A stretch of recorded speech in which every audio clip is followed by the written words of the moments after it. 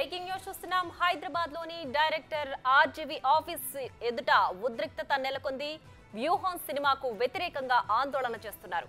ఆ మూవీ పోస్టర్లను తగులపెట్టారు. సినిమాను బ్యాన్ చేయాలని నినాదాలు చేస్తున్నారు.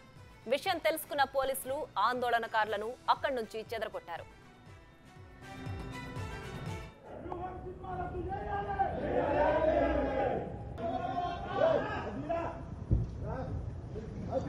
PSL के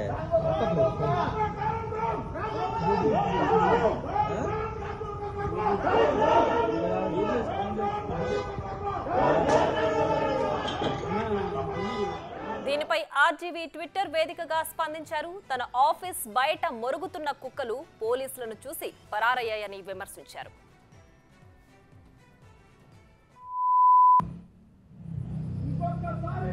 చంద్రబాబు నాయుడు గారు కానీ లోకేష్ గారు కానీ పవన్ కళ్యాణ్ గారు కానీ కించపరిచినట్టు ట్వీట్లు కానీ ఈ సినిమా కానీ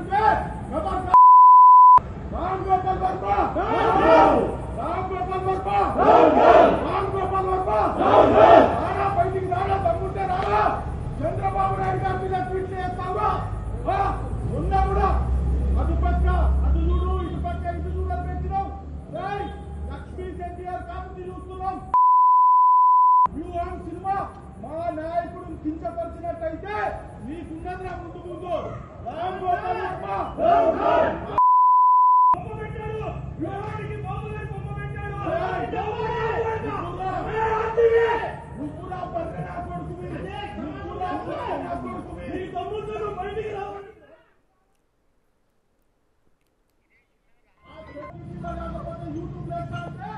రైట్, ఇక ఇదే అంశానికి సంబంధించి మరింత సమాచారం మా ప్రతినిధి రానా లైవ్ లో అందించడానికి సిద్ధంగా ఉన్నారు. రైట్ రానా, చెప్పండి.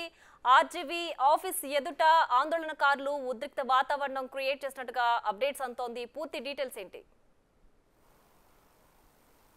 వ్యూహం సినిమా రోజుకొక సరికొత్త వివాదంతో కూడా వార్తల్లో నిలుస్తున్న నేపథ్యం కనపడితే తాజాగా ఈ మధ్య కాలంలో గత 2 రోజుల నుంచి కూడా చంద్రబాబు నాయుడిని, లోకేష్ని, పవన్ కళ్యాణ్ని ఉద్దేశిస్తూ ఏదైతే డైరెక్టర్ రామ్ గోపాల్ వర్మ ట్విట్టర్ వేదిక కూడా అనేక పోస్టులు చేస్తున్నారు. ఆ పోస్టుల పైన కూడా వారు ఆగ్రహం వ్యక్తం చేసుకుంటే నేపథ్యం ఏర్పడుతుంది. ముఖ్యంగా 3 బర్రెలు పెట్టి దాంట్లో పెద్ద బర్రె పేరు చంద్రబాబు నాయుడు పేరు పెట్టారు, ఫోటో పెట్టాడు. దాని తర్వాత మరో ఫోటో మీద పవన్ కళ్యాణ్ ఫోటో, మరో ఫోటో మీద లోకేష్ పెట్టి ఆయన ఒక పోస్టర్ కూడా రిలీజ్ చేస్తుంటే నేపథ్యం అయితే ఏర్పడుతుంది. మరోవైపు పవన్ కళ్యాణ్ సంబంధించిన విషయంలో చిరంజీవి పోలినటువంటి క్యారెక్టర్ కానీ అలాగే పవన్ కళ్యాణ్ పోలినటువంటి క్యారెక్టర్ కానీ ఒక పోస్టర్ పెట్టి విలీనం చేయవద్దంటున్నావు ఏంటి అంటూ కూడా ఒక క్యాప్షన్ పెట్టి ఆయన రిలీజ్ చేసినటువంటి నేపథ్యం ఏర్పడుతుంది. దాంతో ప్రీ రిలీజ్ ఫంక్షన్లో కూడా ఆయన చేసినటువంటి వ్యాఖ్యలపైన కూడా ఇటు టీడీపీకి సంబంధించిన నేతలు కానీ జనసేనకు సంబంధించిన నేతలు కూడా తీవ్రంగా వ్యతిరేకిస్తున్న నేపథ్యం ఏర్పడుతుంది. ఈ నేపథ్యంలో ఆర్జీవీ ఉంటున్నటువంటి ఫిల్మ్ నగర్ ఆర్జీవీ డెన్ దగ్గరికి పెద్ద ఎత్తున టీడీపీకి సంబంధించినటువంటి మద్దతుదారులు వచ్చారు.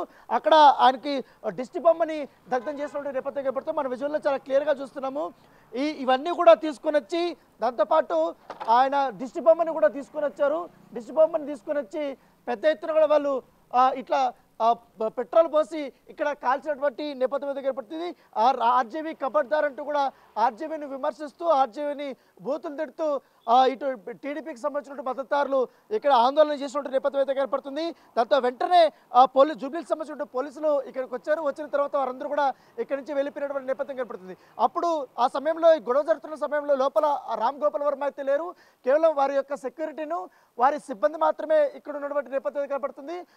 ఆయన మాత్రం లేరు. కానీ ఇదే సంఘటన పైన రామ్ గోపాల్ వర్మ ట్విట్టర్ వేదిక కూడా ఎక్స్లో ఇందాకే ఒక పోస్ట్ కూడా చేసినటువంటి నేపథ్యం ఏర్పడుతుంది. వీడియోని పోస్ట్ చేస్తూ హే చంద్రబాబు నాయుడు, హే నారా లోకేష్, హే పవన్ కళ్యాణ్, మీ కుక్కలు ఇక్కడ వచ్చి మొరుగుతున్నాయి, పోలీసులు వచ్చేటప్పుడే పారిపోయారంటూ కూడా ఆయన వ్యంగ్యంగా తన వ్యాఖ్యలు చేసినటువంటి నేపథ్యం అయితే ఏర్పడుతుంది. సో ఎదురుమటికని రామ్ గోపాల్ వర్మ ఈ మధ్య కాలంలో కావాలనే ఈ రకంగా రెచ్చగొట్టే విధంగా 2 పార్టీలని ఆయన లక్ష్యం చేసుకుంటూ ఈ రకంగా సినిమా తీయడమే కాకుండా పోస్టులు కూడా పెడుతున్నారు. వైసీపీకి అనుకూలంగా ఆయన పనిచేస్తున్నారు కాబట్టి వైసీపీకే ఆయన పనిచేస్తున్నారంటూ కూడా వాళ్ళు విమర్శలు చేస్తున్న నేపథ్యం అయితే ఏర్పడుతుంది.